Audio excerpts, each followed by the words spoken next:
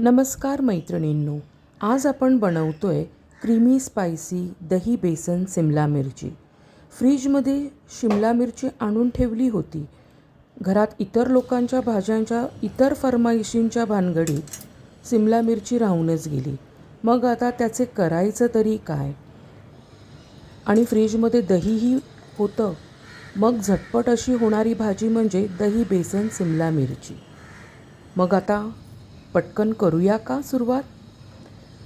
प्रथम ह्या सर्व भाज्या म्हणजे मिरची, टोमॅटो, कांदा हे स्वच्छ धुवून घ्या. नंतर कांदा आणि टोमॅटो आणि सिमला मिरची हे बारीक उभ्या असे काप करून चिरून घ्या. या चिरलेल्या भाज्या आहेत, ज्या उभ्या आपण चिरलेल्या आहेत त्या सर्व एका मोठ्या भांड्यामध्ये घ्या. त्याच्यात थोडं चवीनुसार मीठ घाला. भाजलेल्या शेंगदाण्याचा कूट घाला आणि लाल मिरची पावडर आहे ती 1 चमचा घालून हे सर्व साहित्य चांगलं चुरून घ्या. म्हणजे भाज्यांना हे सगळे मसाले चांगले व्यवस्थित नीट कोट होतात, असे सुटसुटीत राहत नाही. आणि हे चांगलं चुरून घेतलं की त्याच्यामध्ये 1 चमचा आपलं साधं घरात जे आपण फोडणीला तेल वापरतो ना, रिफाईंड ऑइल, ते घाला. म्हणजे हे मसाले सुटून बाहेर येत नाही, तर भाज्यांना छान प्रकारे पकडून राहतात. मसाला हा भाजीला पकडूनच राहतो. मग आता आपण भाजी करायची सुरुवात करूया. गॅस पेटवून जाड बुडाची कढई ही आपण गॅसवर ठेवू. त्या कढईमध्ये 2 चमचे तेल घ्या. तेल चांगले गरम होऊ द्या आणि नंतर त्याच्यामध्ये आपण जी बेसिक फोडणी घालतो, जे जिरं मोहरी घालतो, तेच जिरं मोहरी घाला. जिरं मोहरी चांगलं तडतडू द्या. तडतडून दिल्याच्या नंतर आपण त्यामध्ये ज्या बोर मिरच्या असतात, मी नेहमी सुक्या बोर मिरच्या, ह्या गोल मिरच्या मला फार आवडतात फोडणीमध्ये, म्हणून मी त्याच वापरते, त्या घाला. त्या छान परतवून घ्या आणि नंतर ही जी भाजीला आपण जो सगळा मसाला लावलेला होता ना, ती भाजी ह्या फोडणीमध्ये घालून घ्या आणि ही भाजी व्यवस्थितरित्या 3 ते 4 मिनटं छान अशी परतवून घ्या. ही भाजी छान परतवून घेतली की त्या भाजीमध्ये उभा चिरलेला टोमॅटो आहे, हा मी अर्धाच टोमॅटो घेतला, कारण का फार मोठा टोमॅटो होता, म्हणून अर्ध्या टोमॅटोचेच मी इथे काप घेतलेले आहेत. ह्या भाजीमध्ये सहसा टोमॅटो वापरत नाहीत, पण मला फार आवडतो टोमॅटो म्हणून मी टाकला आहे. काही चवीत फरक पडत नाही. नंतर तो परतवून घेतल्याच्या नंतर इथे 1 चमचा मी भाजलेलं बेसन घेतलं आहे. अर्धा चमचा हळद घेतलेली आहे आणि अर्धा चमचा मी गरम मसाला, मालवणी गरम मसाला टाकलेला आहे.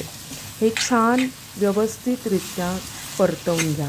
खमंग सुवास येईपर्यंत हे परतवून घ्या. ज्या वेळेला तुम्हाला बेसन या भाजीमध्ये घालून छान परतवल्याने भाजीला चांगलं कोटिंग आलं आहे असं समजेल, तेव्हाच आपण याच्यामध्ये 3 चमचे जे दही मी घेतलं आहे ते फेटलेलं 3 चमचे दही या भाजीमध्ये घातलं आहे आणि लगोलग लगेचच हे दही मिक्स करून घ्या, नाहीतर दही फाटण्याची दाट शक्यता असते.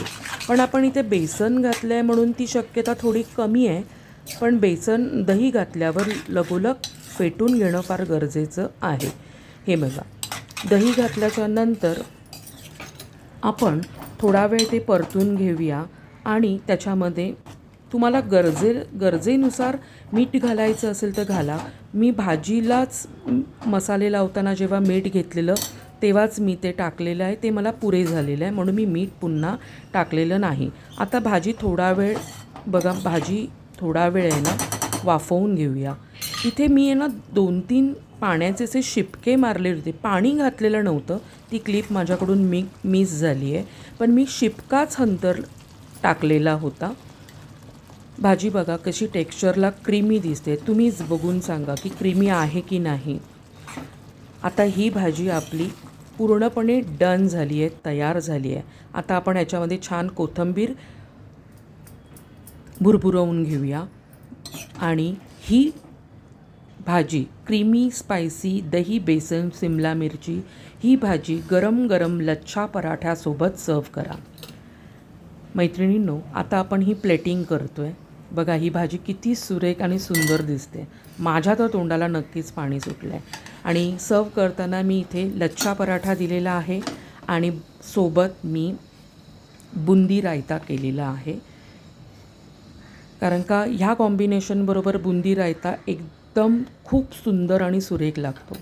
मग काय मैत्रिणींनो, नक्की ट्राय करणार ना? आणि मला ही रेसिपी ट्राय करून नक्की कमेंट बॉक्समध्ये मला सांगा की ही रेसिपी तुम्हाला कशी वाटली. अगदी सुरेख आहे. आणि हा लच्छा पराठा मी ज्या वेळेला त्याचा एक बाईट घेत होते ना, इतका सुरेख लागला ना की मी तुम्हाला काय सांगू. खरंच मैत्रिणींनो, साध्या सोप्या घरच्याच साहित्यामध्ये इतकी चविष्ट भाजी तयार होते ना की बस रे बस. नक्की ट्राय करा. धन्यवाद.